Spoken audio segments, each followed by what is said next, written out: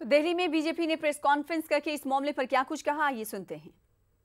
ये जो भ्रष्ट लोगों का गठबंधन है, जो ये बताने की कोशिश कर रहा है कि संघीय ढांचा कोलैप्स कर रहा है और राजनीतिक दुर्भावना से कार्रवाई हो रही है,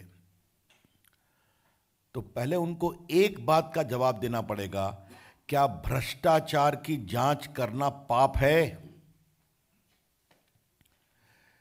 क्या सुप्रीम कोर्ट के निर्देश पर सीबीआई अगर बड़ी संख्या में हजारों करोड़ में रोज वैली स्कैम, शारदा स्कैम, जहां छोटे निवेशकों के पैसे लूटे गए, उसकी जांच करना क्या पाप है?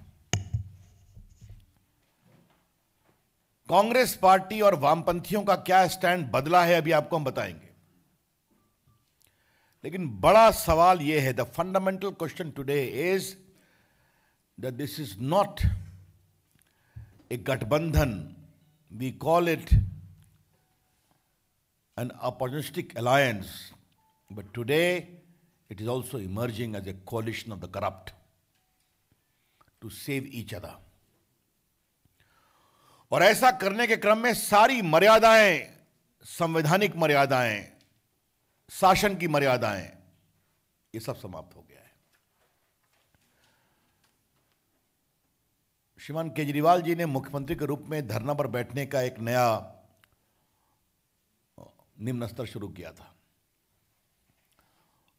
ममता जी ने उसको फॉलो किया, मुख्यमंत्री हैं, लेकिन कमिश्नर लेवल के पदाधिकारी धरना पर बैठे हैं। ये तो देश की राजनीति में आज तक नहीं हुआ है। क्या मतलब है इसका? ये देश कहां जा रहा है कि पुलिस कमिश्नर धरना पर बैठे, वो भी पॉलिटिकल लोगों के साथ?